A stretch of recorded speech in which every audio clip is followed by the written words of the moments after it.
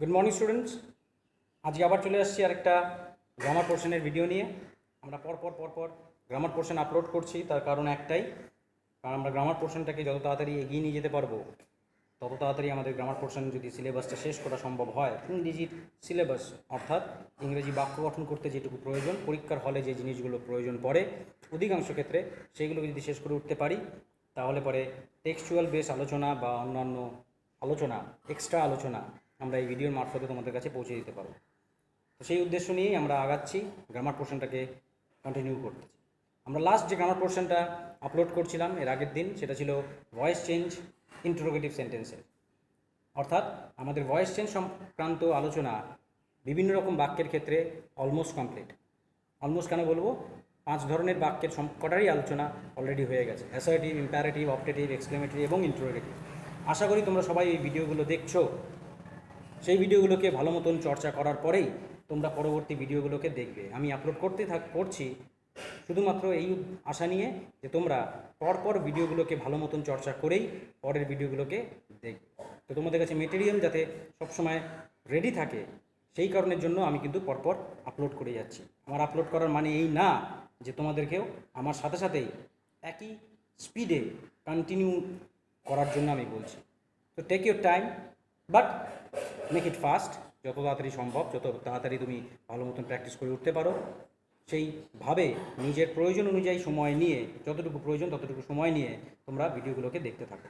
আজকে যেটা করতে যাচ্ছি ভয়েস চেঞ্জের আরও একটা টপিক, সেটা নামটা হচ্ছে কোয়াসি প্যাসিভ ভয়েস। আমরা সবাই এই নামটা প্রায়শই শুনে এসেছি, ভয়েস চেঞ্জ যারা যারা করেছি বা ভয়েস চেঞ্জ সংক্রান্ত যে সমস্ত আলোচনা আমরা শুনে এসেছি, তাতে এই কোয়াসি প্যাসিভ ভয়েসের নামটা আমরা প্রায় প্রত্যেকেই বারংবার শুনে এসেছি।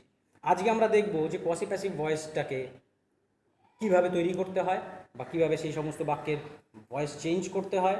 তার চাইতেও বেশি ইম্পর্টেন্ট, আমরা কোয়াসি প্যাসিভ ভয়েসের বাক্যকে চিনব কীভাবে বা আমি বুঝবো কীভাবে যে এটা কোয়াসি প্যাসিভ ভয়েসের বাক্য। দ্যাটস মোস্ট ইম্পর্টেন্ট, কারণ আমি যতক্ষণ না পর্যন্ত এটা কীভাবে আমি চিনতে পারছি যে এটা কোয়াসি প্যাসিভ ভয়েসের বাক্য, ততক্ষণ পর্যন্ত আমি সেই পদ্ধতিটাকে প্রয়োগ করতে পারবো না যে পদ্ধতির কথাটা আমরা এখনই বলতে যাচ্ছি।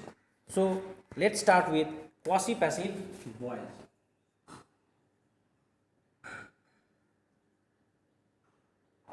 এই কোয়াসি প্যাসিভ ভয়েস, এই কথাটার মধ্যে একটা শব্দ আছে, সেটা হচ্ছে কোয়াসি।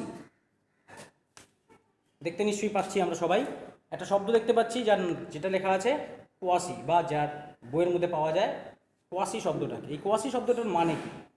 আদতে ইন জেনারেল সেন্সে কোয়াসি কথাটার মানে হচ্ছে অদ্ভুত, ভুতুরে, যেটা জেনারেলি বাস্তব জগতে 5টা ইন্দ্রিয়ের দ্বারা কী করা সম্ভব নয় না, অনুভব করা সম্ভব হয় না, সামথিং লাইক দ্যাট। এবং যারা যারা আমরা ক্লাস 7 বলবো না, 8 লেভেলে পড়াশোনা করছি, যারা এই 8 লেভেলের স্টুডেন্টরা যারা দেখছি, তারা নিশ্চয়ই ফিজিক্যাল সায়েন্সে এরকম একটা শব্দ শুনেছি যার নামটা হচ্ছে কোয়াসি ফোর্স। এই কোয়াসি ফোর্স জিনিসটার থেকেই এই ধারণা আমরা নিতে পারি যে কোয়াসি শব্দটার মানেটা কী। কোয়াসি মানেটা যেহেতু ভুতুরে বা অদ্ভুত, সেই কোয়াসি ফোর্স ব্যাপারটা কি? কিছুই না, একটা সুতোকে একটা প্রান্ত আমি হাতে ধরে অন্য আরেকটা প্রান্তে যদি পাথরকে বেঁধে দিই, কোনো একটা পাথর বা ভারী বস্তুকে বেঁধে দিই, তারপরে যদি সুতোটাকে আমি গোল গোল ঘোরানো শুরু করি, তাহলে পারে যে জায়গাতে গিয়ে আমি সুতোটাকে ছাড়বো, যে পয়েন্টে ছাড়বো, সেই পয়েন্টের ট্যানজেন্ট বরাবর পড়ে এসেছি আমরা, ট্যানজেন্ট বরাবর ওই ভারী বস্তুটা কী করবে, বাইরে বেরিয়ে চলে যাবে। অর্থাৎ ট্যানজেন্ট মানে কি? স্পর্শ। তাহলে আমি একটা সুতোকে এইখানে ধরেছি, সুতোটার এন্ড এদিকে গেছে, এখানে আমি একটা ভারী বস্তু আটকেছি, এবার আমি সুতোটাকে কী করতেছি, ঘোরাচ্ছি। ঘোরালে পরে কী হবে, চারিদিকে গোল গোল বস্তুটা ঘুরতে শুরু করবে, এবং এটা ঘুরলে পরে অটোমেটিক্যালি একটি সার্কেলের একটা পরিধি সৃষ্টি করবে, একটা বৃত্তের আকৃতি ধারণ করবে এর পরিধিটা। যে বৃত্তটার যে পয়েন্টে আমি সুতোটাকে ছেড়ে দেবো বা কেটে দেবো, ওই জায়গাটা যদি কেটে দিই, তাহলে যে পয়েন্টে কাটবো, যেদিকে এটা ঘুরছে সেই অভিমুখ বরাবর, এর স্পর্শক বরাবর এই পাথরটা কী করবে, বেরিয়ে যাবে। যদি এখানে ছাড়ি তাহলে এদিকে বেরোবে, যদি এখানে ছেড়ে দিই তাহলে পারে এদিকে বেরিয়ে আসবে, যদি এখানে ছাড়ি তাহলে পারে এদিকে বেরিয়ে যাবে। অর্থাৎ এই স্পর্শক বরাবর পাথরটা যেদিকে যাচ্ছে সেদিকে বেরিয়ে যাবে। এবার প্রশ্ন হচ্ছে, যখন আমি পাথরটাকে ঘোরাচ্ছি তখন তারা এই পাথরটাকে ধাক্কা দিচ্ছিলাম না, যাতে পাথরটা সুতোটা কেটে দেওয়ার সাথে সাথে সেটা বেরিয়ে চলে যায়, অথবা ধাক্কা দিচ্ছি না, তাই না? বিজ্ঞানের বিষয় বিজ্ঞানের মাস্টারমশাইরা বেশি ভালো বোঝাতে পারবেন, আমি জাস্ট আমার টপিকটাতে আসার জন্য আমি এই কথাটাকে ব্যবহার করছি মাত্র। তো নিশ্চয়ই আমি পাথরটাকে এইখানে দাঁড়িয়ে ধাক্কা দিচ্ছিলাম না যে পাথরটা এদিকে বাইরের দিকে কী করবে, বেরিয়ে চলে যাবে। তাহলে পাথরটা বাইরের দিকে গেল কেন, পাথরটা ভেতরে আসলো না কেন? নিশ্চয়ই এই পাথরটাকে যখন আমি ঘোরাচ্ছিলাম তখন ওই পাথরটাকে ঘোরানোর সময় পাথরটার উপরে কোনো একভাবে কোনো একটা বল প্রয়োগ করা হচ্ছিল, কিন্তু কে বলটা প্রয়োগ করছে সেটাকে আমাদের চোখের সামনে কী করতে পারছিলাম না, দেখতে পাচ্ছিলাম না, বা বলটা আদৌ কীভাবে প্রয়োগ করা হয়েছে সেটাও আমরা বুঝে উঠতে পারছিলাম না। এই যে বলটা, এই বলটাকে বলা হয় কি, কোয়াসি ফোর্স। কোন বল? এটাকে চলে যাওয়াটা না, যে কারণের জন্য, যে বলের জন্য এই পাথরটা বাইরে বেরিয়ে যাচ্ছে সেটা কি বলা হয়, কোয়াসি ফোর্স। কেন কোয়াসি ফোর্স? কারণ বলটাকে প্রয়োগ করছে আমি বুঝে উঠতে পারছি না, ভুতুড়ে বল, যাকে বলা হয় ভুতুড়ে বল। এই বলটার নাম কি? আমরা বিজ্ঞান বইয়ে ঘাঁটলে পরে এই উদাহরণটা যেখানে আছে সেখান থেকে এর নামটা আমরা নিশ্চয়ই পেয়ে যাব। সেটা আমার আলোচনার বিষয় না, তাহলে পরে আমি বিজ্ঞানের ভেতরে ঢুকে যাব, তা আমি এখান থেকে বেরিয়ে আসছি। তাহলে এই জাতীয় যে ঘটনা যেখানে আমি বুঝে উঠতে পারি না কে প্রয়োগ করছে, সেই জাতীয় ঘটনার ক্ষেত্রে কোয়াসি শব্দটার আমরা প্রায়শই ব্যবহার দেখতে পাই। তো একই রকমের ঘটনা কোয়াসি প্যাসিভ ভয়েসের ক্ষেত্রে। কারণটা কি? কারণ এই বাক্যগুলোর ক্ষেত্রে আমরা বুঝে উঠতে পারি না, এটা একটু অদ্ভুত ধরনের বাক্য, যে আমরা বুঝে উঠতে পারি না যে এই বাক্যটাকে আমি কার অন্তর্গত করব। একে কি আমি অ্যাক্টিভ ভয়েসের অন্তর্গত করব নাকি প্যাসিভ ভয়েসের অন্তর্গত করব। এটা এক দিক দিয়ে বিচার করলে মনে হয় যেন এটা অ্যাক্টিভ ভয়েসের বাক্য, আবার আরেক দিক দিয়ে বিচার করলে মনে হয় যেন এটা প্যাসিভ ভয়েসের বাক্য। যেহেতু একে সম্পূর্ণরূপে অ্যাক্টিভও বলা যায় না, সম্পূর্ণরূপে প্যাসিভও বলা যায় না, সেই কারণের জন্য একে গ্রামারিয়ানরা নতুন নাম দিয়েছেন, যার নামটা হচ্ছে কোয়াসি প্যাসিভ ভয়েস। কীভাবে? একটা উদাহরণ নিয়ে ব্যাখ্যা করি। ধরো উদাহরণে বলা আছে হানি টেস্ট সুইট। খুব কমন একটা উদাহরণ, যেটা প্রায় কোয়াসি প্যাসিভ ভয়েসের উদাহরণের সময়, আলোচনার সময় টিচাররা ব্যবহার করে থাকেন, আমিও তাই করছি। তাহলে এই যে বাক্যটা, এই বাক্যটার মধ্যে আমি নিশ্চয়ই দেখতে পাচ্ছি এখানে একটা ভার্ব ব্যবহৃত হয়েছে। ভার্বটা কি? ভার্বটা হচ্ছে টেস্ট, এটা আমার ভার্ব। তাহলে ভার্বের আগে যেটা বসে আছে স্ট্রাকচারাল প্যাটার্ন অনুযায়ী সেটা কি হওয়ার কথা? সাবজেক্ট। আর ভার্বের পরে যেটা বসে আছে সেটা স্ট্রাকচারাল প্যাটার্ন অনুযায়ী কী হওয়ার কথা? অবজেক্ট, তাই না? নিশ্চয়ই আমরা জানি আমাদের আগের আলোচনার থেকে। তাহলে স্ট্রাকচারাল প্যাটার্ন অনুযায়ী যদি এটা এস ভি ও হয়, তাহলে পরে এই বাক্যটা একটা সাধারণ অ্যাসার্টিভ সেন্টেন্স হতেই হবে। বাক্যের গঠনগত বিচারে অ্যাসার্টিভ হতে হয়। এবার এই বাক্যটার ক্ষেত্রে আমরা যদি বিচার করার চেষ্টা করি যে এটা কোন ভয়েসের বাক্য, কারণ আমাকে ভয়েস চেঞ্জ করতে বলা হয়েছে, তাহলে আমাকে আগে জানতে হবে এটা অ্যাক্টিভ ভয়েস নাকি প্যাসিভ ভয়েসের বাক্য। তাহলে আমাকে যদি বিচার করতে হয় যে এই বাক্যটা কোন ভয়েসের বাক্য, এতদিন ধরে যে আলোচনাগুলো করে আসছি, আমি হয়তো বলিনি এখনো পর্যন্ত, কিন্তু এতদিন ধরে যে আলোচনাগুলো করে আসছি তার থেকে একটু বুদ্ধি খাটিয়ে, যদি একটু বুদ্ধি খাটাও তাহলেই বলতে পারবে। বুদ্ধি খাটিয়ে তোমরা কি বলতে পারবে যে আমি কোনো একটা বাক্যকে দেখে কিভাবে চিনব, মানে না বুঝেও, মানে ছাড়াও কিভাবে চিনব যে ওটা অ্যাক্টিভ ভয়েসের বাক্য নাকি প্যাসিভ ভয়েসের বাক্য? ভেবে দেখো তো, একটুখানি চিন্তা করে দেখো তো। আমি বলিনি এখনো পর্যন্ত, কিন্তু যা কিছু আলোচনা করে আসছি সেই বুদ্ধি থেকে, সেই আলোচনার থেকে তুমি যদি ভালো মতন চিন্তা ভাবনা করে চর্চা করে থাকো, তাহলে তোমাদের মধ্যে অনেকেই বলতে পারবে যে হ্যাঁ, আমি ঠিক বাক্যটাকে দেখেই বলে দিতে পারবো এটা অ্যাক্টিভ ভয়েসের বাক্য নাকি প্যাসিভ ভয়েসের বাক্য। একটা পার্টিকুলার জায়গাকে নোট করলে পারে। কোন জায়গা বলে দিচ্ছি, হয়তো অনেকে বলে ফেলেছো, আমি তো আমার কাজটা করি, আমি বলে দিচ্ছি যাদের জন্য, মানে যারা এখনো পর্যন্ত বুঝে উঠতে পারোনি। যখনই আমাকে একটা বাক্য দেওয়া হবে ভয়েস চেঞ্জ করার জন্য, ফার্স্ট কাজ করা দরকার আমাকে চেনা দরকার এটা কোন ভয়েসের বাক্য। যদি অ্যাক্টিভ ভয়েসে হয় তাহলে চেঞ্জ করবো ভয়েস প্যাসিভ ভয়েসে, যদি প্যাসিভ ভয়েসে হয় তাহলে চেঞ্জ করবো অ্যাক্টিভ ভয়েস। আর এটাকে চেনার একমাত্র উপায়, মানে না বুঝে একমাত্র উপায় দেখেই যদি চিনতে হয়, তাহলে আমাকে দেখতে হবে ভার্বটাকে। কাকে দেখতে হয়? ভার্বকে, ফাইনাইট ভার্বকে, সম্পূর্ণ বাক্যের যে ভার্বাল গ্রুপ সেই গ্রুপটাকে। সেই ভার্বের মধ্যে যদি মেইন ভার্বের পাস্ট পার্টিসিপল ফর্ম, আমরা প্যাসিভ ভয়েসের সময় আমরা বাক্যে ভার্বের কোন আকার ব্যবহার করি? পাস্ট পার্টিসিপল ফর্ম ব্যবহার করি।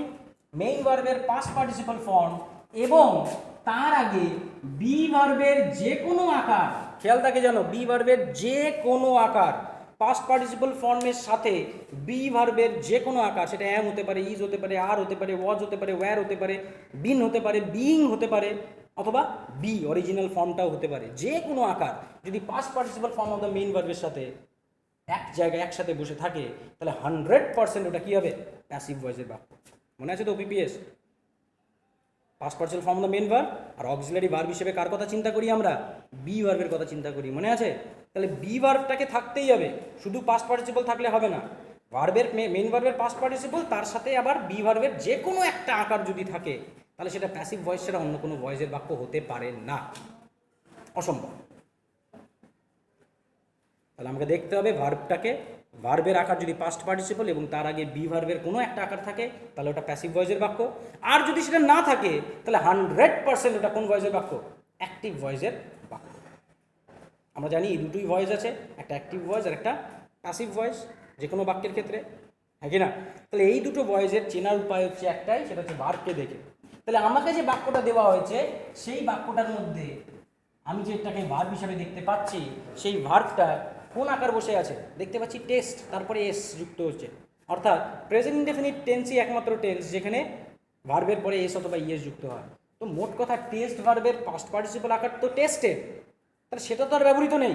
আর পাস্ট পার্টিসিপলই নেই, তাহলে আর বি ভার্ব দেখে কী লাভ? কেন পাস্ট পার্টিসিপল না থাকলে আর বি ভার্বের কোনো প্রয়োজন পড়বে না, বা বি ভার্ব থাকতেও পারে নাও থাকতে পারে, but it cannot be voice passive ভয়েসের বাক্য। কারণ প্যাসিভ ভয়েস হতে পারে দুটোই লাগবে, এক পাস্ট পার্টিসিপলও লাগবে, তারপরে তার আগে বি ভার্বের যে কোনো একটা আকারও লাগবে। তো যেহেতু এখানে পাস্ট পার্টিসিপলে নেই, তো সুতরাং বি ভার্ব দেখারও কোনো প্রশ্ন নেই। তো সুতরাং এইটা কোনো মতেই অ্যাক্টিভ ভয়েসের বাক্য হতে পারে না। মানেটা কি? মানেটা হচ্ছে এই যে বাক্যটা, এই বাক্যটা গঠনগত বিচারে, ভার্বের যে গঠন সেই গঠনগত বিচারে এটা 100% কি জাতীয় বাক্য? অ্যাক্টিভ ভয়েসের বাক্য। বোঝো নিশ্চয়ই? যদি না বোঝো আমাকে অবশ্যই জিজ্ঞেস করবে। এবার এই বাক্যটার মানে করি। মানে করার আগে টেস্ট ভার্বের, এটা যদি অ্যাক্টিভ ভয়েসের বাক্য, অ্যাক্টিভ ভয়েসের স্ট্রাকচার কি? এস ভি ও। তাহলে ভার্বের আগে যেটা বসে আছে সেটা কি? সাবজেক্ট। ভার্বের পরে যেটা বসে আছে সেটা কি? অবজেক্ট। নিশ্চয়ই তাই হবে, হতে পারে। ঠিক আছে, আপাতত ওটা মাথায় রাখি। অঙ্কের ক্ষেত্রে করি না, ডট ডট ডট ডট 1 মনে রাখলাম, তারপরে আবার দ্বিতীয় জিনিসটাকে কী করবো? বিশ্লেষণ করে বের করি, তারপরে ডট ডট ডট ডট 2 মনে রাখলাম। এবার 1 আর 2 এর তুলনা করে আমরা পাই বলে আমরা কী করি? অঙ্ক করি। ঠিক একই রকম, এটা মাথায় থাকলো যে গঠনগত দিক দিয়ে এটা ভার্বের আকারটা যেহেতু প্রেজেন্ট আকার, তো সুতরাং এটা অ্যাক্টিভ ভয়েস। আর অ্যাক্টিভ ভয়েস হওয়ার কারণে ভার্বের আগে নিশ্চয়ই কে আছে? সাবজেক্ট। আর ভার্বের পরে নিশ্চয়ই কে আছে? অবজেক্ট। মাথায় রাখলাম। এবার দ্বিতীয় বিশ্লেষণ। দ্বিতীয় বিশ্লেষণটা কি? এই বাক্যটার বাংলা মানে তৈরি করি। যদি বাংলা মানে তৈরি করি, বাংলা মানেটা কি হয়? মানেটা কি হয়? মধুর স্বাদ হয় মিষ্টি। মধুর স্বাদ হয় মিষ্টি। দেখা যাচ্ছে এখানে কালিগুলো হালকা হয়ে গেছে, যাই হোক, মধুর স্বাদ হয় মিষ্টি। এই বাক্যটার মধ্যে স্বাদ হয় হচ্ছে আমার ভার্ব, মধু হচ্ছে আমার সাবজেক্ট। কারণ এই নিয়ম অনুযায়ী দেখতে পাই স্বাদ হওয়া, তাই তো? হানি মানে কি? মধু। আর সুইট মানে কি? মিষ্টি। তাহলে দেখে দেখে যদি বসাই তাহলে দেখতে পাচ্ছি আমার এটা আমার ভার্ব, এটা আমার সাবজেক্ট, এটা আমার অবজেক্ট, ইংরেজি বাক্য অনুযায়ী, তাই না? কিন্তু আমরা তো এখন বাংলায় মানেটাকে ট্রান্সফর্ম করে ফেলছি। করে ফেলাতে এবার আমি বিশ্লেষণ করি যে এই ক্ষেত্রে যে কাজটা আমরা জানি, একটা বাক্যের সাবজেক্ট আমরা কাকে বলি? বাক্যের মধ্যে যে কাজ করে তাকে আমরা কি বলি? সাবজেক্ট, তাই না? তাহলে এই যে কাজটা স্বাদ হওয়া বা স্বাদ গ্রহণ করার যে কাজটা, সেই কাজটা কি মধু নিজে নিজে করছে? মধু নিজের থেকে খানিকটা টাচ করে উঠিয়ে নিয়ে জিভে লাগিয়ে তারপরে বলছে আমার স্বাদ মিষ্টি? সেটা কি হয়? তা তো সম্ভব না। তার মানে নিশ্চয়ই এই স্বাদ গ্রহণ করার কাজটা কে করছে না? মধু করছে না। স্বাদ গ্রহণ করার কাজটা কে করছে? অন্য কোনো ব্যক্তি, যে নাকি বলছে যে মধুর স্বাদটা কেমন? মিষ্টি, তাই না? তাহলে যেহেতু মধু এখানে স্বাদ গ্রহণ করার কাজ করছে না, মানেগত বিশ্লেষণে মধু কোনো মতেই এই বাক্যের কী হতে পারে না? সাবজেক্ট হতে পারে। হ্যাঁ না? না কোনো আপত্তি আশা করি নেই। তাহলে এই বাক্যের মধ্যে স্বাদ গ্রহণ করার কাজটা অন্য কেউ করছে, তো অন্য কেউ হবে আমার বাক্যের সাবজেক্ট। এবার অন্য কেউ যে কাজটা করছে স্বাদ গ্রহণ করার, সেই কাজটাকে কার উপর প্রয়োগ করছে? তিনি মধুর উপরে প্রয়োগ করছেন। মধুটাকে আঙুলে তুলছেন, তারপরে জিভের কাছে নিয়ে যাচ্ছেন, জিভের সঙ্গে লাগাচ্ছেন, টেস্ট করছেন, তারপরে বলছেন। তাহলে স্বাদ গ্রহণ করার কাজটা অন্য কেউ করছে, এবং এই স্বাদ গ্রহণ করার কাজটা অন্য কেউ এই মধুর উপরে কি করতেছে, প্রয়োগ করছে। হ্যাঁ না? নিশ্চয়ই বুঝতে পারি। তাহলে যেহেতু স্বাদ গ্রহণ করার কাজটাকে মধুর উপরে প্রয়োগ করা হচ্ছে, মানেগত বিশ্লেষণে, বাংলা মানেগত বিশ্লেষণে আমি এই বাক্যের মধুটাকে কি বলতে হবে? বাক্যে যার উপরে কাজ প্রয়োগ হয় তাকে আমরা কি বলি? তাকে আমরা অবজেক্ট বলি। আমাদের আগের আলোচনার থেকে পেয়ে যাব, নিশ্চয়ই আমরা করে এসেছি, মাথায় আছে। তাহলে এই ক্ষেত্রে মানেগত বিশ্লেষণে মধু হচ্ছে আমার বাক্যের কি? অবজেক্ট, তাই তো? এবার তুমি বলো, পৃথিবীতে তোমার কাছে দুটো ভয়েস আছে, একটা হচ্ছে অ্যাক্টিভ ভয়েস যার গঠন হচ্ছে কি এস ভি ও, আরেকটা হচ্ছে প্যাসিভ ভয়েস যার গঠনটা কি O P P S. Active ভয়েসের বাক্য শুরু হয়েছে কি দিয়ে? সাবজেক্ট দিয়ে। প্যাসিভ ভয়েসের বাক্য শুরু হচ্ছে কি দিয়ে? অবজেক্ট দিয়ে।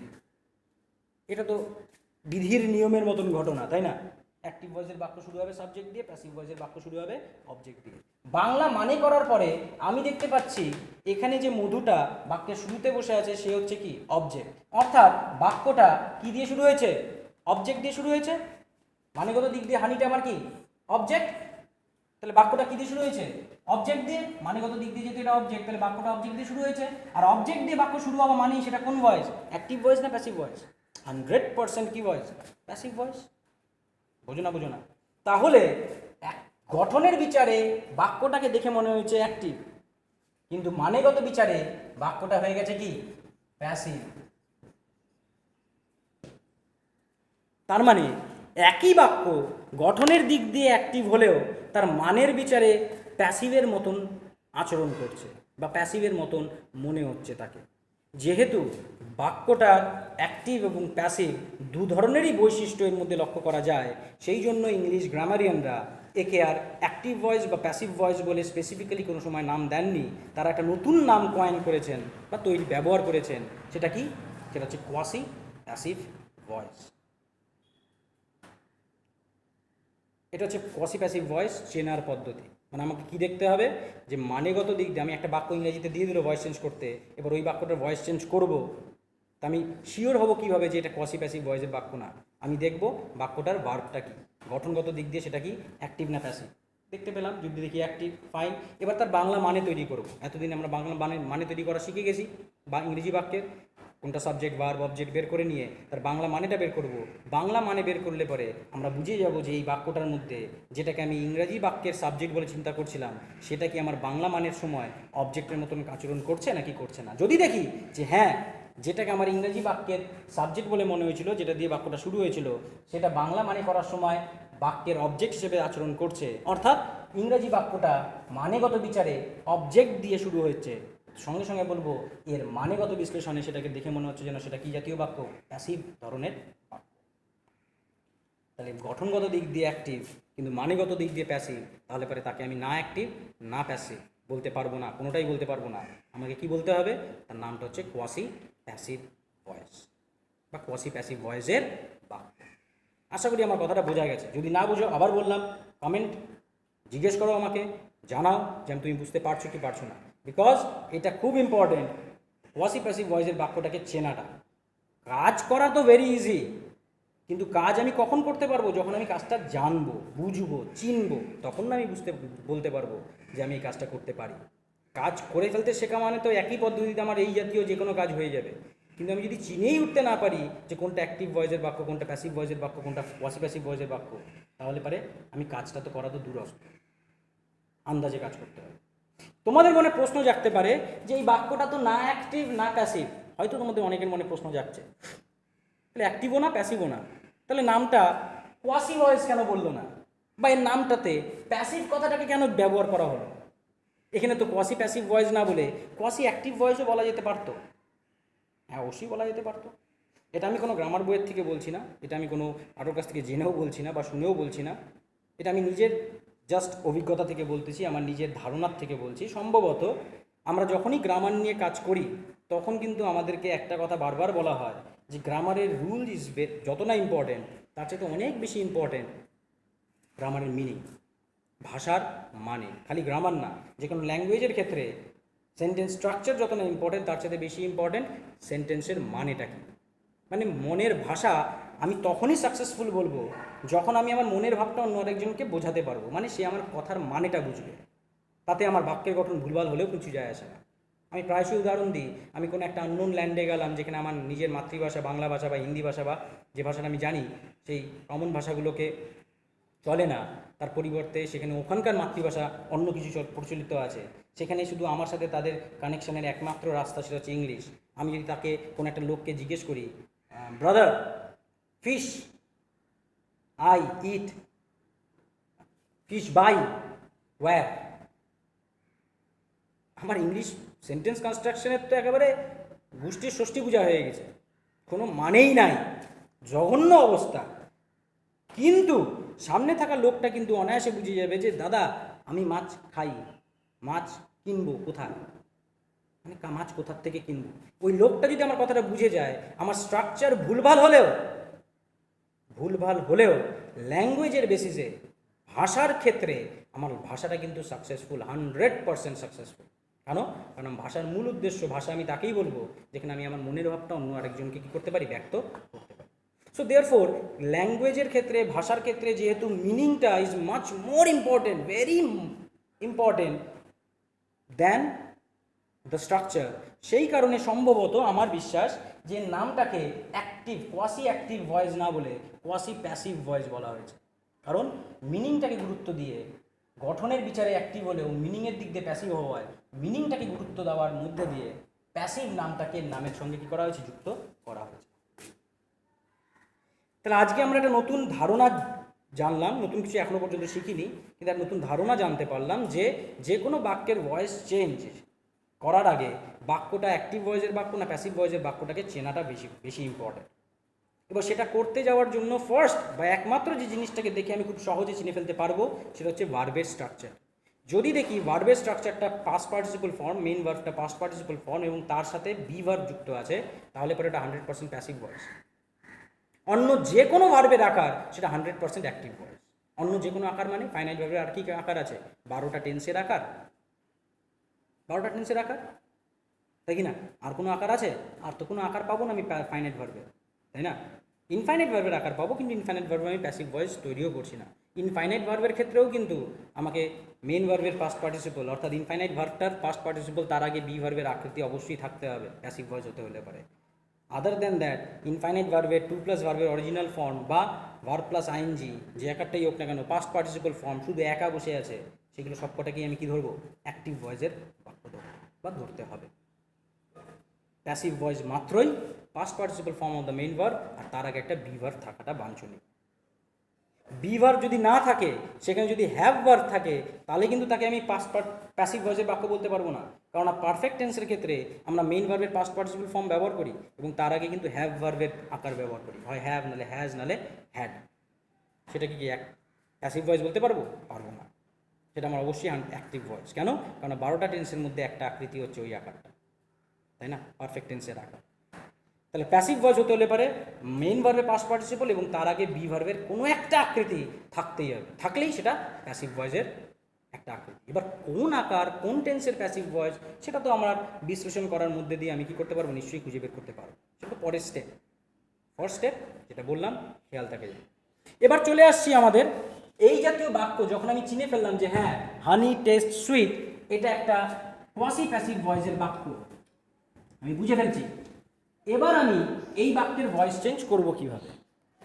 এই কাজটা করার জন্য আবার আমাদের নতুন একটা ধারণা খেয়াল রাখতে হবে। বারবার বলি একটা ধারণা খেয়াল রাখতে হবে, একটা করতে অনেকগুলো হয়ে গেছে। কিন্তু সত্যি কথা বলতে কিছু কিছু জিনিস বুঝে করলেও কিছু কিছু বিষয় বেসিক জ্ঞান আমার মনে রাখাটা মাস্ট, মনে তো রাখতেই হবে, তো অবশ্যই। তো মনে না রাখলে পরে তো পড়াশোনা হয় না। তো এই একটা করে অনেকগুলো হয়ে গেলেও খেয়াল করে দেখো, যদি বুঝে কাজ করা যায় সেইগুলোকে মনে রাখাটা খুব একটা কঠিন হবে না। কি মনে রাখতে হবে? যে কোয়াসি প্যাসিভ ভয়েসের বাক্যগুলো দু রকমের হতে পারে, একটা কমপ্লিমেন্ট যুক্ত, একটা কমপ্লিমেন্ট ছাড়া। এবার কমপ্লিমেন্ট কোথার থেকে আসলো? এই যে বাক্যটাতে আমার দেখে একবার মনে হলো হানিটা সাবজেক্ট আবার হানিটা অবজেক্ট, এটা হওয়ার কারণটা কি? কি কারণ? তার কারণ এই বাক্যগুলোর মধ্যে আমরা একাধারে একই সঙ্গে দু ধরনের ঘটনার অস্তিত্ব লক্ষ্য করতে পারি সাইমালটেনিয়াসলি। কোন ঘটনাগুলো? আমরা সাবজেক্ট আর অবজেক্ট নিয়ে যখন আলোচনা করছি, সেই আলোচনা করার সময় খেয়াল করে দেখো আমাদেরকে বলা হয়েছিল সাবজেক্টের দুটো ধারণা আছে, অবজেক্টেরও সেই কারণে দুটো ধারণা আছে। ফার্স্ট সাবজেক্টের ধারণা, বাক্যে যে কাজ করে সে সাবজেক্ট, বাক্যে যার উপরে কাজ করা হয় সে অবজেক্ট। তাহলে ফার্স্ট সাবজেক্টের ধারণা, ফার্স্ট অবজেক্টের ধারণা। এটা হচ্ছে আমার মেইন সাবজেক্ট, মেইন অবজেক্ট। এই অবজেক্ট সাবজেক্ট থাকলেই আমি বাক্যটার কী করতে পারি? ভয়েস চেঞ্জ করতে পারি। কিন্তু দ্বিতীয় ধারণায় বলা হয়েছিল বাক্যে যার সম্পর্কে কিছু কথা বলা হবে সে সাবজেক্ট, আর বাক্যে সাবজেক্টের সম্পর্কে যা কিছু বলা হবে সেটা অবজেক্ট। প্রাথমিক পর্বে আমরা এদেরকে অবজেক্ট বলি ঠিকই, অর্থাৎ দ্বিতীয় ধরনের অবজেক্ট, তাই না? দ্বিতীয় ধরনের সাবজেক্ট, দ্বিতীয় ধরনের অবজেক্ট। আর এই দ্বিতীয় ধরনের সাবজেক্ট অবজেক্ট থাকা মানে বাক্যের কিন্তু ভয়েস চেঞ্জ করা যায় না। কেন? কারণ প্রথম ধরনের সাবজেক্ট অবজেক্ট যে যে কাজ করতে পারে, দ্বিতীয় ধরনের সাবজেক্ট অবজেক্ট সেই সমস্ত কাজ করতে পারে না। কিছু কিছু পারে, কিছু কিছু পারে না, কিছু খামতি আছে। এই কারণে এই দ্বিতীয় ধরনের অবজেক্টটাকে আমরা সরাসরি অবজেক্ট বলি না, তার একটা নতুন নাম দিই। সেই নামটা হচ্ছে কমপ্লিমেন্ট বা অ্যাডজেক্টিভ ফ্রেজ। নামটা হচ্ছে কি? কমপ্লিমেন্ট, অথবা একে বলা যেতে পারে অ্যাডজেক্টিভ ফ্রেজ। কেন? কারণ এই অবজেক্টটা কীভাবে সৃষ্ট? এই সাবজেক্টের সম্পর্কে কিছু একটা কথা বলছে, আর সাবজেক্ট আর অবজেক্ট মানেই সেটা নাউন অথবা প্রোনাউন। সাবজেক্টের অবজেক্টের ঘরে নাউন প্রোনাউন ছাড়া আর কেউ বুঝতে পারে না। তার মানে এই অবজেক্টের ঘরে যেটা বসে আছে সে নিশ্চয়ই সাবজেক্টের সম্পর্কে কিছু বলা মানে নাউন বা প্রোনাউনের সম্পর্কে কিছু বলছে, আর নাউন বা প্রোনাউনের সম্পর্কে কিছু বললে তাকে তো আমরা অ্যাডজেক্টিভ বলি। তা সেই জন্য এই অ্যাডজেক্টিভটাকে পুরোপুরি অ্যাডজেক্টিভ বলা যাবে না, একে বলা হয় অ্যাডজেক্টিভ ফ্রেজ। কেন অ্যাডজেক্টিভ বলা যাবে না? কারণ ও তো বসে আছে কার ঘরে? অবজেক্টের ঘরে। ও তো অবজেক্টের মতন কাজ করছে, তাহলে ওটা তো একটা নাউন, ঠিক না? কিন্তু যেহেতু ওটা সাবজেক্টের সম্পর্কে কথা বলছে সেই কারণে তাকে বলা হয় অ্যাডজেক্টিভ ফ্রেজ। আরেকটা নাম কমপ্লিমেন্ট, বেশি প্রচলিত নাম কমপ্লিমেন্ট। এই যে বাক্যটা, এই বাক্যটার মধ্যে একই সঙ্গে এই দুটো ধারণা কি একসঙ্গে দেখতে পাওয়া যায়, যে জন্যই এই জাতীয় প্রবলেমস, ক্রিটিক্যাল সিচুয়েশন, কখনো অ্যাক্টিভ কখনো প্যাসিভ, যে কারণে কোয়াসি প্যাসিভ, হ্যাপাজার্ড সিচুয়েশন। কেন? সাইমালটেনিয়াসলি দুটো ঘটনা দেখা যায়। দেখো এই বাক্যটার মধ্যে হানিটা অবশ্যই কি অবজেক্ট। কোন ধরনের অবজেক্ট? প্রথম ধরনের অবজেক্ট। কেন? এখানে যে কাজের কথাটা বলা হয়েছে সেই কাজটা এই হানির উপরে প্রয়োগ করা হয়েছে, তাহলে অবজেক্ট এটা অবশ্যই সেটা প্রথম ধরনের অবজেক্ট। ঠিক, ফার্স্ট ধরন। মনে হচ্ছে দুটো সংজ্ঞা বললাম এখনই। এটা যে সাবজেক্টের কথা লেখা আছে তার মানে কি এটা ভুলভাল লেখা আছে? যেখানে সাবজেক্ট তার মানে কি না হানি? অবশ্যই সাবজেক্ট, কিন্তু সাবজেক্টটা কোন ধরনের? দ্বিতীয় ধরনের সাবজেক্ট। কেন? কারণ এখানে হানি কাজটা করছে না ঠিকই, কিন্তু এই বাক্যটার মধ্যে হানির সম্পর্কে কথা বলা হয়েছে যে হানিটা কেমন? হানিটা হচ্ছে মিষ্টি। তাহলে হানির সম্পর্কে কথা বলার কারণে যার সম্পর্কে কথা বলা হয় তাকেও তো আমরা সাবজেক্ট বলি, যে কারণে এই বাক্যের মধ্যে হানি শব্দটা একই সঙ্গে দ্বিতীয় ধরনের সাবজেক্টের কাজও করছে, আবার প্রথম ধরনের অবজেক্টেরও কাজ করছে। সাইমালটেনিয়াসলি দুটো ঘটনা। আর যখনই সাইমালটেনিয়াসলি দুটো ঘটনা ঘটবে তখনই তো সেখানে প্রবলেমস তো ক্রিয়েট হবেই, ক্রিটিক্যাল সিচুয়েশন থাকবেই। তুমি মুখে এক কথা বলছো, মনে এক কথা রাখছো, তোমার লাইফে সর্বদা সেই জাতীয় কাজ করলে পরে কিসের সৃষ্টি হবে? কনফিউশন, টেনশন, কমপ্লিকেশন সৃষ্টি হবে।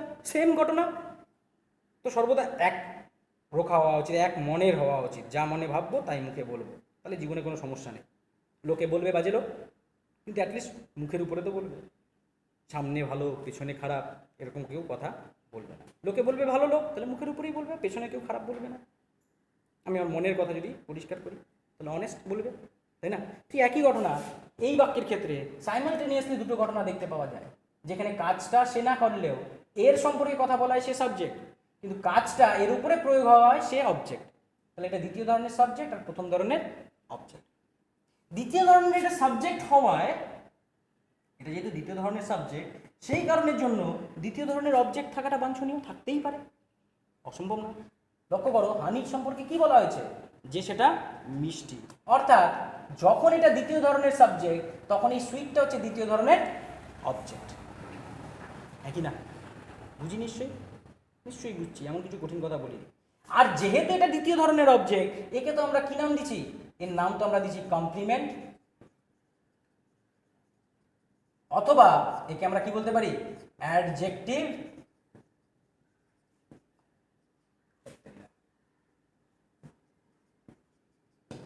নাম, এগুলো খালি নাম। তুমি যে নামে মনে রাখতে চাও সেই নামে মনে রাখো, ঘটনাটাকে মনে রাখো। নাম যদি ভুলেও যাও কিচ্ছু যায় আসে না। হ্যাঁ, তোমার অসুবিধা হবে অন্য আরেকটা লোককে বোঝাতে, তুমি যদি আমাকে বলো যে আমি গ্রামাটিক্যাল সমস্ত নাম জানি, ভুল কথা, আমি সমস্ত নাম জানি না। যতটুকু ইংরেজি বাক্য তৈরি করতে প্রয়োজন পড়ে সেইটুকুর নামগুলো আমার জানা আছে, এবং সেইটুকুর নাম জানা থাকার কারণে আমি কথাটাকে তোমার কাছে রাখতে পারছি। কিন্তু কেউ যদি এটা নামটা নাও জানে কিন্তু ঘটনাটাকে বুঝে থাকে, তাহলে তার কি পসিভ প্যাসিভ ভয়েস চিনতে কোনো অসুবিধা হবে? কোনো অসুবিধা হবে না। তার কি ভয়েস চেঞ্জটা করতে অসুবিধা হবে? কোনো অসুবিধা হবে না। তাহলে বিষয়টা এই মুহূর্তে জানাটা বেশি ইম্পর্টেন্ট, কারণ আমাদেরকে নিজেদেরকে পরীক্ষার হলে গিয়ে অ্যান্সারটা কী করতে হবে? নিজের থেকে তৈরি করতে হবে, চিনে নিয়ে। সো দেয়ারফোর নাম মনে রাখো, ভেরি গুড। একান্তই মনে রাখতে না পারো তাহলে একটা ক্ষেত্রে খালি বিষয়টা মনে রাখো, তাহলেও চলবে। জানিয়ে রাখলাম, আমার কাজ তোমাকে জানানো, আমি জানিয়ে রাখলাম এটা যেহেতু দ্বিতীয় ধরনের অবজেক্ট, তাকে আমরা কী নামে সম্বোধন করি? কমপ্লিমেন্ট, অথবা তার আরেকটা নাম কী হতে পারে? অ্যাডজেক্টিভ ফ্রেজ, যেহেতু এটা অ্যাডজেক্টিভের মতন কী করছে? আচরণ করছে। বোঝো নিশ্চয়, তাই না? তাহলে এবার যে বলছিলাম যে কোয়াসি প্যাসিভ ভয়েস দু ধরনের হতে পারে। এক, যেখানে বাক্যের মধ্যে কমপ্লিমেন্ট থাকবে, সেটা একটা হতে পারে। আবার এমনও অবজেক্ট বাক্য থাকতে পারে কোয়াসি প্যাসিভ ভয়েসে যেখানে বাক্যের মধ্যে অবজেক্টটা থাকবে না, এটা বাদ দিয়ে বাক্য হবে। এই বাক্যটা হবে না, কিন্তু অন্য কোনো বাক্য হতেই পারে। তাহলে এই যে দুটো ধরন, এই দু ধরনের বাক্যের ক্ষেত্রে আমরা ভয়েস চেঞ্জটা করব কীভাবে? দুটো আলাদা আলাদা কী আছে? সিস্টেম আছে। আর সিস্টেম মানে এই না যে আমাদের একেবারেই সিস্টেম থেকে আলাদা, একই পদ্ধতি ফলো করবো আমরা, কিন্তু একটুখানি পার্থক্য সে তো হবেই, তাই না? কিভাবে করব সেটা দেখো। প্রথমে যদি বাক্যের মধ্যে কমপ্লিমেন্ট থাকে তাহলে পরে বাক্যের মধ্যে থেকে আমি কিভাবে ভয়েস চেঞ্জটা করব। তাহলে এই আপাতত এই জিনিসগুলোকে আমি মুছে দিচ্ছি, নিশ্চয়ই তোমরা বুঝতে পেরেছ কীভাবে খুঁজবো। এবার চলে আসছি আমাদের মেন টপিকে, ভয়েস চেঞ্জটা করাতে। যখন তোমাকে বাক্যটা কোয়াসি প্যাসিভ ভয়েস চেনা হয়ে গেছে এবং তুমি বুঝে গেছো যে বাক্যের মধ্যে কমপ্লিমেন্ট আছে, সেই সময় তোমাকে এই যে বাক্যটা পরীক্ষায় দেওয়া আছে কোশ্চেন পেপারে, সেই বাক্যটাকে আগে হুবহু টুকে ফেলো। কথাটা কী হবে? হানি টেস্ট সুইট। কি বললাম? হুবহু টুকে ফেলো। টুকে ফেলার পরে আমি এখনো পর্যন্ত ভয়েস চেঞ্জ করিনি, এবার ভয়েস চেঞ্জ করার জন্য এবার একটা ক্লজ অ্যাড করতে হয়। ক্লজ নিয়ে আলোচনা করিনি। প্রতি ক্ষেত্রে কোয়াসি প্যাসিভ ভয়েসের জন্য ক্লজ হিসাবে ওয়েন লিঙ্কিং ওয়ার্ডটাকে ব্যবহার করতে হয়। WH ওয়ার্ড, ওয়েনকে লিঙ্কিং ওয়ার্ড হিসাবে ব্যবহার করতে হয়। করি, তাহলে ওয়েন অ্যাড করলে পরে কথাটা কী হবে? হানি টেস্ট সুইট, মধুর স্বাদ হয় মিষ্টি। যখন এবার আমি এর ভয়েস চেঞ্জ করব, কীভাবে করব? Very simple. আমাদের ভয়েস চেঞ্জ করার পদ্ধতি কি? OPPS, একই তো পদ্ধতি, পদ্ধতির কোনো চেঞ্জ নেই। ভয়েস চেঞ্জ করার পদ্ধতির কোনো চেঞ্জ নেই, আমার কথা আমি রাখছি। একই পদ্ধতিতে আমরা সম্পূর্ণ সমস্ত বাক্যে ভয়েস চেঞ্জ করব। হ্যাঁ, তার আগে বা পরে একটু এদিক ওদিক চেঞ্জেস বাক্যের প্রকারভেদ অনুযায়ী হতেই পারে, তাহলে OPPS প্রয়োগ করবো। এবার প্রশ্ন, তাহলে আমাকে তো OPPSটা চিনতে হবে, সে তো আমি আগেই চিনে ফেলেছি। তাহলে পরে আমি বুঝলাম কীভাবে এটা অ্যাক্টিভ ভয়েসের বাক্য বা কোয়াসি প্যাসিভ ভয়েসের বাক্য, এবং সেই ক্ষেত্রে আমি জানি এই বাক্যের মানেগত বিচারে, যেটা নাকি বেশি ইম্পর্টেন্ট, যে কারণে নামটা কি কোয়াসি প্যাসিভ, মানেগত বিচারে এই বাক্যের অবজেক্টটা কোনটা? অবজেক্টটা হানি। তো সুতরাং এই বাক্যটাতে অবজেক্টের ঘরে আমি কি বসাবো? হানিকে বসাবো। তাহলে আমি লিখলাম ওয়েন হানি, past participle form of the main verb. Main ভার্বটা কি? টেস্ট। টেস্টের পাস্ট পার্টিসিপল কি? টেস্টেড। প্রিপোজিশন অধিকাংশ ক্ষেত্রে কি বসে? বাই। আমি বাই লিখলাম। সাবজেক্ট, তাহলে এখানে সাবজেক্ট লেখাতে হবে। সাবজেক্টটা কে? আমি কি জানি টেস্ট করার কাজটা কে করেছে? তা তো জানি না। তা যেহেতু সাবজেক্টটা জানি না, তো সাবজেক্টের জায়গায় কি পড়বে? কাটা চিহ্ন বসাবো না কিছু। যেহেতু সাবজেক্ট নেই মানে নাউন নেই, তাহলে তার আগে প্রিপোজিশন কি থাকতে পারবে? প্রিপোজিশনের নিয়ম অনুযায়ী প্রিপোজিশন বাক্যে নাউন বা প্রোনাউনের আগে ছাড়া আর কোথাও বুঝতে পারে না, ও তো একা একা বুঝতেই পারে না। যেহেতু এখানে নাউন বা প্রোনাউনটা বসেনি, তাহলে এখানে প্রিপোজিশনটাও কি করবে না? বাক্যের মধ্যে আর বসবে না, থাকবে না। তাহলে প্রিপোজিশনটাও কি যাবে? কাটা যাবে। অর্থাৎ বাক্যটা আমার কোথায় শেষ হয়ে যাবে? টেস্টেডে এসে শেষ হয়ে যাবে। বুঝলা নিশ্চয়ই? সাবজেক্ট নেই, বাক্যে বলা নাই, তার কারণের জন্য সাবজেক্ট বসালাম না। সাবজেক্ট যেহেতু বসলো না, সেই কারণের জন্য তার আগে যে প্রিপোজিশনটা বসেছিল সেই প্রিপোজিশনকেও আমি বসাতে পারবো না, তার কারণ প্রিপোজিশন বাক্যের মধ্যে একা একা বসতে পারে না। সো দেয়ারফোর বাক্যটা টেস্টেডে এসে কি হয়ে যায়? শেষ হয়ে যায়। কিন্তু এখনো পর্যন্ত আমার একটা কাজ করা হয়নি। কি কাজ? কারেক্ট, অক্সিলারি হিসাবে বি ভার্বের ব্যবহার করি নাই। করছি? তাহলে বি ভার্বের ব্যবহার তো করতে হবে। কি দেখে করব? সেই একই নিয়ম, প্রশ্নে থাকা বাক্যের ভার্বের আকার দেখে বি ভার্বের আকার বসাবো। এটা কোন আকারে আছে? প্রেজেন্ট আকার। তাহলে এখানেও বি ভার্বের কোন আকার বসবে? প্রেজেন্ট আকার। প্রেজেন্ট আকারগুলো কি কি? অ্যাম, ইজ, আর। হানি, একটা লিকুইড ফর্ম মানে সিঙ্গুলার হওয়ার কারণে তার আগে কি বসবে, তারপরে কি বসবে, বি ভার্বের অ্যামও বসবে না, ইজও আরও বসবে না, থার্ড পারসন সিঙ্গুলার হওয়ার কারণে সেটা কী হয়ে যাবে, ইজ টেস্টেড। তাহলে বাক্যটা কোথায় শেষ হয়, honey taste sweet when honey is tasted. বুঝি না আশা করি বুঝি। কখন, যখন কমপ্লিমেন্ট যুক্ত থাকবে তখন বাক্যটাকে টুকতে হবে, তারপরে ওয়েন লাগাতে হবে, তারপরে ওপিপিএস প্রয়োগ করতে হবে। ওকে, এতটা কাজ করার পরে এবার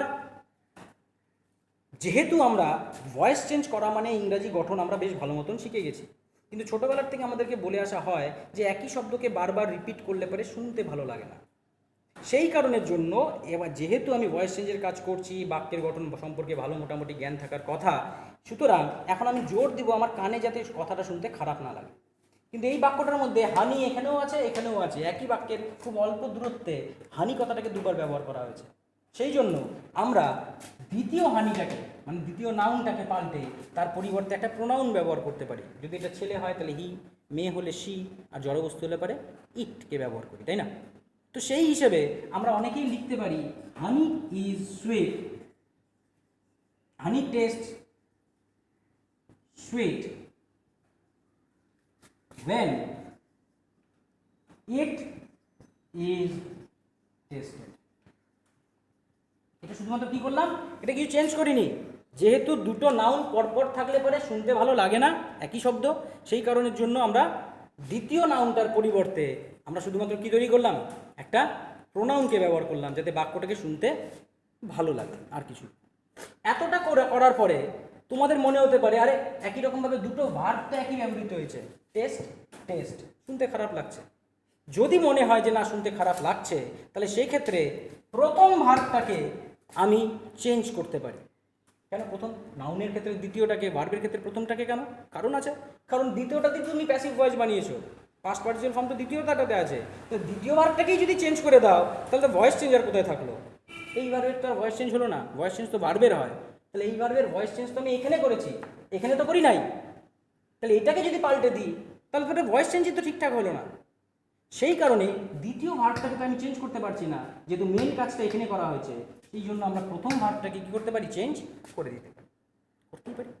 করলে পরে আমাকে কী আকার ব্যবহার করতে হবে, তাহলে একমাত্র বি ভার্ব, যে কোনো প্যাসিভ ভয়েসের প্রথম ভার্বটাকে চেঞ্জ করার সময় আমি বি ভার্বকে ব্যবহার করতে পারি, কোনো মানের কোনো পরিবর্তন হবে।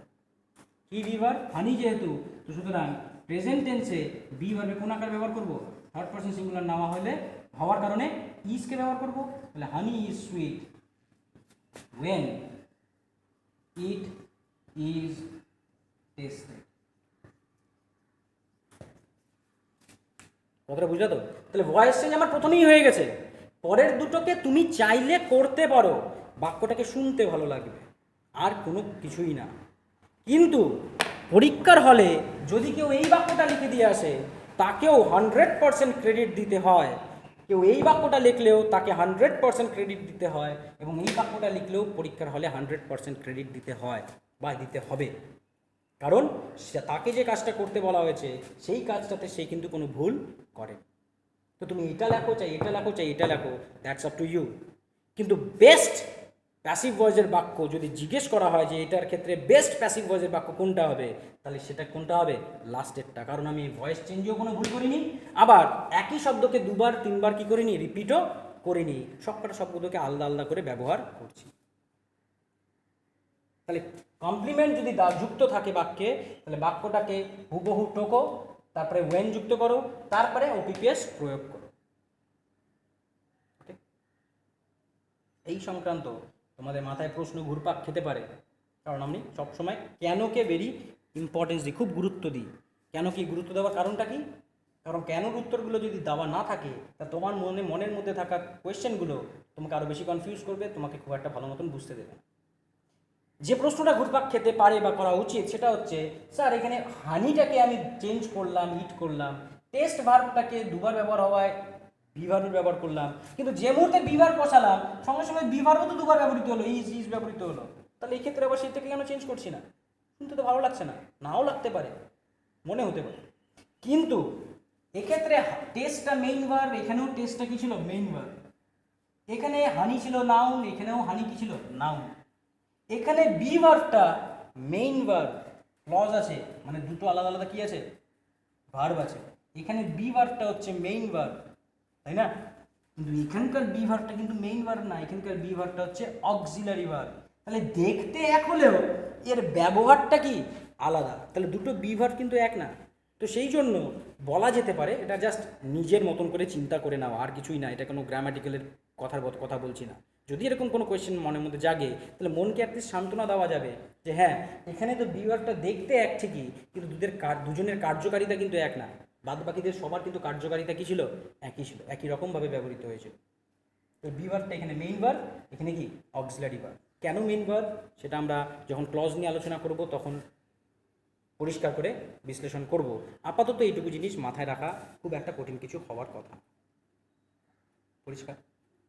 আশা করি পরিষ্কার। তাহলে আমাদের ফাইনাল আনসার দাঁড়ালো এই বাক্যটা, যেটাকে আমি কিভাবে তৈরি করলাম, যে বাক্যটা দেওয়া ছিল সেটাকে টুকলাম, তারপরে ওয়েন লাগালাম, তারপরে ওপিপিএস প্রয়োগ করলাম।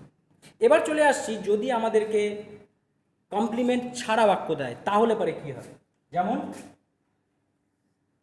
The house is building. প্রথম কাজ বাক্যটা অ্যাক্টিভ ভয়েসের বাক্য নাকি প্যাসিভ ভয়েসের বাক্য সেটাকে চেনা, তাই না? কিভাবে চিনবো?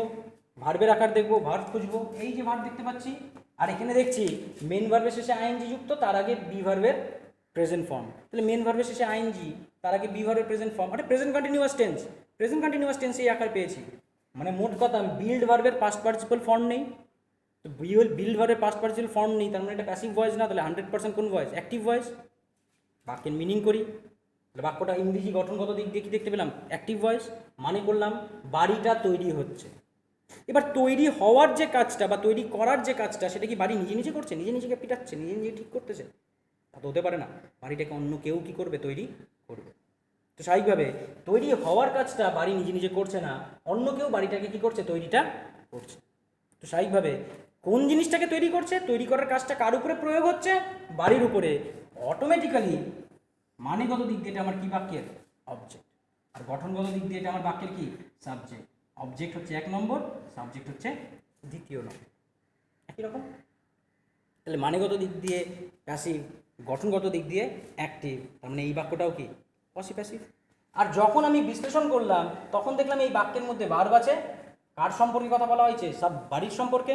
এবার বাড়িটা কেমনভাবে তৈরি হচ্ছে সেটা সম্পর্কে কিছু বলা নেই, তার মানে বাক্যের মধ্যে কি নেই? অবজেক্টের ঘরটা ফাঁকা, অর্থাৎ দ্বিতীয় ধরনের কোনো অবজেক্ট নেই, মানে বাক্যের মধ্যে কোনো কমপ্লিমেন্ট নেই। যেহেতু বাক্যের মধ্যে কোনো কমপ্লিমেন্ট নেই সেই জন্য আমি যখন এটার ভয়েস চেঞ্জ করব তখন আর আমাকে এই বাক্যটাকে এখানে যেরকম টুকেছিলাম প্রশ্নে দেওয়া বাক্যটাকে, এই বাক্যটা লেখার সময় প্যাসিভ ভয়েস করার সময় এটাকে আর টোকার দরকার নেই। একে আমি সরাসরি কি প্রয়োগ করব? ওপিপিএস প্রয়োগ করব। আর ওপিপিএস যদি আমি প্রয়োগ করি তাহলে বাক্যটা থাকবে কি? বাক্যটা হবে অবজেক্ট তো আমার দ্য হাউস, প্রথম ধরনের অবজেক্ট, সুতরাং the house. Past participle form the main verb, build ভার্বের past participle build, preposition by, subject কে তৈরি করছিল বলা নেই, সাবজেক্ট যেহেতু নাই তাহলে তার আগে থাকা প্রিপোজিশনও কি করবে না? বাক্যের মধ্যে থাকবে না, তাহলে বাক্যটা কোথায় শেষ হয়ে যাবে? বিল্ডে শেষ হয়ে যাবে। পাস্ট পার্টিসিপল ফর্ম বাক্যের মধ্যে একা একা বসতে পারে না, কারণ এর নিজস্ব কোনো মানে নেই, তাহলে এর বসার জন্য একটা অক্সিলারি লাগে। প্যাসিভ ভয়েসে অক্সিলারি হিসেবে ব্যবহার করি কাকে? B ভার্বকে।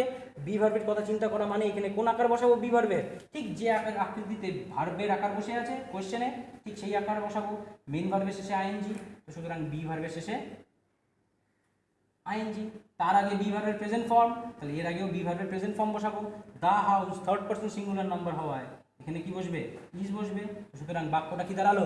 The house is being build, full stop, আর কিছু লেখারই নেই। তাহলে দ্য হাউস ইজ বিল্ডিং এর আনসার হবে the house is being build. তাহলে কমপ্লিমেন্ট থাকলে প্রশ্নের বাক্যটাকে টুকতে হয়, তারপরে ওয়েন ক্লজ লাগাতে হয়, তারপরে আমাকে ওপিপিএস প্রয়োগ করতে হয়। কমপ্লিমেন্ট ছাড়া থাকলে আমার আর কি করার দরকার নেই? বাক্যটাকে টোকার দরকার নেই। এবার যদি মনে আসে যে কেন, কি কারণে, তার কারণ হিসেবে ব্যাখ্যা দেওয়া যেতে পারে যে এই বাক্যটার মধ্যে যেহেতু সুইট কথাটা ব্যবহৃত এবং এটা কমপ্লিমেন্ট, কিন্তু প্যাসিভ ভয়েসে যদি লিখি তাহলে এই প্যাসিভ ভয়েসের মধ্যে ওই কমপ্লিমেন্টটাকে আমি কোনো মতেই ব্যবহার করতে পারবো না। The honey is tested sweet হয় না, হানি ইজ টেস্টেড, কিন্তু তারপরে আর সুইট কথাটাকে যুক্ত করা যায় না। যেহেতু এই সুইট কথাটাকে আমি শুধুমাত্র ওপিপিএস এর মধ্যে ব্যবহার করতে পারছি না, কিন্তু প্রশ্নের বাক্যের মধ্যে কি ছিল, সুইট কথাটা ব্যবহৃত ছিল, যাতে আনসারেও ওই সুইট কথাটা ওই কমপ্লিমেন্টটা ব্যবহৃত থাকে, সেই জন্যই আমরা এই বাক্যটাকে কী করে নিই, আগে ঢুকে নিই। যে মধুর স্বাদ মিষ্টি তখনই হয় যখন ওটাকে কী করা হয়, স্বাদ গ্রহণ করা হয়। স্বাদ গ্রহণ করা না খাওয়া পর্যন্ত সেটা কি হবে না, মিষ্টি হবে। কিন্তু এখানে কিন্তু বাড়িটা তৈরি হচ্ছে, এই কথাটাতে ভালোভাবে তৈরি হচ্ছে বলা নেই। তাহলে বাড়িটা তৈরি হচ্ছে তার মানেই কি, বাড়িটাকে তৈরি করা হচ্ছে। কিন্তু যদি বলা হতো the house is building well, বাড়িটা বেশ ভালোভাবে তৈরি হচ্ছে, তাহলে প্যাসিভ ভয়েস করার সময় বলতে হবে বাড়িটা ভালোভাবে তখনই তৈরি হবে, ভালোভাবে কথাটা লাগতে হবে, তো ভালোভাবে তখনই তৈরি হবে যখন সেটাকে তৈরি করা হয়। তৈরি করা না হলে তো ভালো খারাপের কোনো প্রশ্নই আসে না। তাহলে কমপ্লিমেন্ট থাকলে পরেই আমি এটাকে টুকবো, কমপ্লিমেন্ট না থাকলে টুকবো না। কেন? কারণ এই বাক্যের মধ্যে যখন এই প্যাসিভ ভয়েসে বানাবো সেখানে কমপ্লিমেন্টের কোনো জায়গা থাকে না, যাতে সেটাকে অ্যান্সারের মধ্যে যুক্ত করা যায়, সেই জন্য আমি কী করব, বাক্যটাকে টুকে নিব যাতে কমপ্লিমেন্টটা আমার আনসারের মধ্যে ব্যবহৃত থাকে। এই হচ্ছে আমার কোয়াসি প্যাসিভ ভয়েস। প্রথমত 3টা ধাপে কোয়াসি প্যাসিভ ভয়েসকে নিয়ে কথা বলা। ফার্স্ট, চেনা, কিভাবে চিনব, ভারত দেখে, মানে করে, অ্যাক্টিভ প্যাসিভ বুঝে, তারপরে বলবো কোয়াসি প্যাসিভ। কেন কোয়াসি প্যাসিভ, অ্যাক্টিভ না কেন? কারণ মিনিংটা বেশি ইম্পর্টেন্ট ভাষার ক্ষেত্রে। তারপরে লেভেল কোয়াসি প্যাসিভ ভয়েস কত রকমের, একটা কমপ্লিমেন্ট যুক্ত আর একটা কমপ্লিমেন্ট ছাড়া। কমপ্লিমেন্ট কি সেটা নিয়ে আলোচনা হয়ে গেছে। কমপ্লিমেন্ট যুক্ত হলে তাকে ভয়েস চেঞ্জ করার জন্য বাক্যটাকে টুকে ওয়েন যুক্ত করে তারপরে ওপিপিএস প্রয়োগ। কমপ্লিমেন্ট ছাড়া হলে পরে শুধুমাত্র ওপিপিএস ডাইরেক্ট আমি প্রয়োগ করতে পারি, তাহলেই আমার বাক্যের আনসার তৈরি হয়ে যায়। এইটুকু জিনিস খুব ভালো মতন বুঝে চিন্তা করে, যদি কারোর এতটুকুও কনফিউশন যে কোনো বিষয়ের উপরে থাকে, you are most welcome to ask me, এবং সেটা জিজ্ঞেস করার মাধ্যম হবে তোমাদের কমেন্টস। তো তোমাদের কমেন্টসে যদি কোয়েশ্চেন্স থাকে তাহলে খুশি হব, আর যদি বুঝে থাকো তাহলে তো কোনো প্রশ্নই নেই, তাহলে তো কোনো কথাই নেই, খুশি হওয়ার কোনো, না হওয়ার কোনো ব্যাপারই নেই। So thank you very much. আশা করি একটু হলেও হেল্প করতে সক্ষম হচ্ছি এই ভিডিওগুলোর মারফতে, এবং আমি সর্বদা চেষ্টা করতে থাকবো তোমাদের কাছে এরকম জাতীয় আরও ভিডিও পৌঁছে দেওয়ার। সো স্টে কানেক্টেড এবং hope to see you soon. Till then, stay safe.